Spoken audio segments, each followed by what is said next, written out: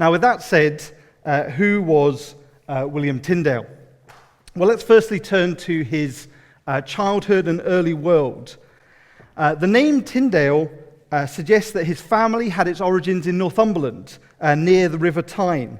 But they commonly went by the name Hutchins.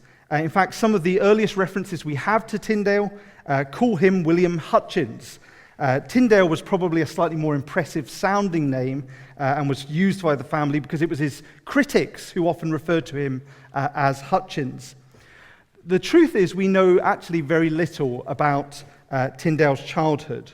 We don't really know anything about his parents. The family seems to have been affluent and influential. Certainly one of his brothers was an important local figure in Gloucestershire. We're not even exactly sure when he was born. The first piece of firm documentary evidence we have for him is in 1512, when he graduated with a BA at Oxford. Historians have deduced from this that, given that degree normally took 4 years, and that boys often started their studies around the age of 14, that he was probably 18 at that time, and so therefore was probably born in 1494. It's fairly safe to assume it can't have been any later than that. It might have been a year or two earlier. Now, while we don't have a lot of firm information about Tyndale's childhood, there are a couple of key details that we can pick out that are helpful for us. Firstly, we would want to note the geography. Tyndale was born in southwest Gloucestershire, somewhere near Dursley, possibly in the village of Stinchcombe, which is about 2.5 miles away from Dursley. Even in the most recent census data, Stinchcombe had a population of less than 500 people, so this is a very, very small village, very rural part of the country. But its location was significant for Tyndale's formation. It was very near the Welsh border, just across the River Severn.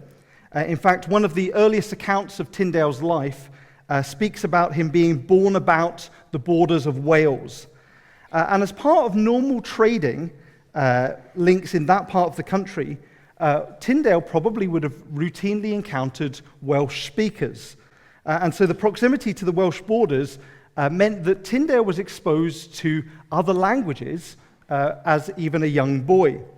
The villages around Dursley in Gloucestershire were also areas that used to produce a lot of wool, and over time that was used to make woolen cloth, which was then exported internationally.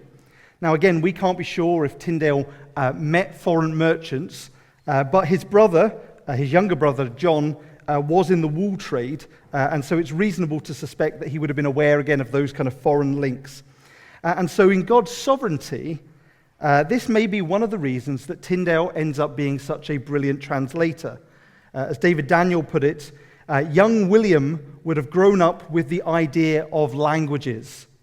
He became no dry philologist. Part of his genius as a translator was his gift for knowing how ordinary people use language. And so this intermingling at the Welsh border, these international connections with the cotton trade, are formative for Tyndale. And actually, those merchant links are really important. Later in his life, Tyndale depended on these links with cotton merchants and other merchants for his own safety, and also to smuggle the Bible into England. And so Tyndale's very much shaped by this upbringing in rural Gloucestershire. The other point I think we would want to note about Tyndale's childhood and early world is the significance of the chronology. Now, while we can't be absolutely sure of Tyndale's date of birth, he certainly was born in the late 15th century, and that would have impacted him in very particular ways. More than a century before Tyndale was born, a man named John Wycliffe had been active in England. Wycliffe was an Oxford academic who from the 1370s had started to speak out against abuses within the church. Wycliffe was particularly critical of the Pope, but he also was a champion of the Bible. He wrote a book in 1378 called On the Truth of Holy Scriptures, which argued for the authority of the Scriptures in matters of doctrine, and he had led the charge in translating the Bible into Middle English, He'd done that from the Latin Vulgate. It only circulated in manuscript. But when he died in 1384, his life had a legacy that had a knock-on effect. He sparked a movement, a reforming movement within England that we know as the Lollards. Now, the Lollards basically means mumblers, which is a sort of slightly derogatory term. But they got their name because they traveled around England, these Lollards, preaching in the vernacular, preaching in people's own tongue. And that was really a bit of a novelty for people. A lot of people didn't hear preaching, certainly didn't hear preaching in the vernacular. And so these were people who had valued Wycliffe's English Bible and were trying to communicate to people in a language they would understand. And we know that they were particularly active in Gloucestershire in the 15th century. And so as a young boy, Tyndale may have encountered Lollards preaching, perhaps carrying around their handwritten English Bibles. Even if he didn't hear them personally, he would have absolutely known of them by reputation. But Wycliffe and then the emergence of the Lollards also led to a crackdown within the church. Historically, there had been a really strong distinction between church and state, particularly in the courts.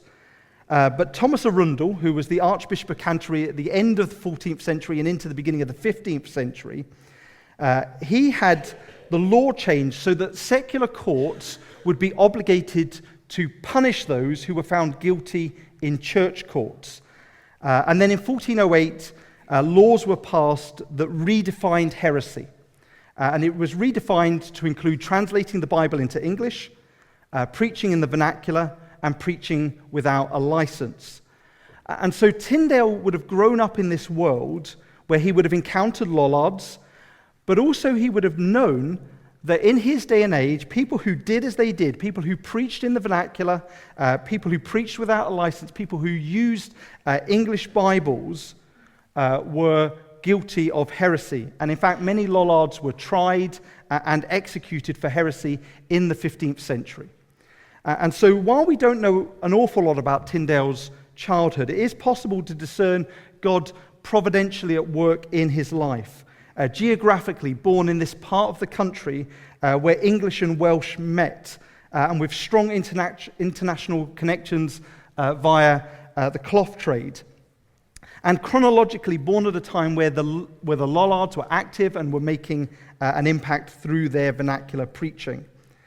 But of course also aware that at that time that would have been considered heresy and that would be punishable potentially by death. And so these things would have shaped Tyndale as a young boy.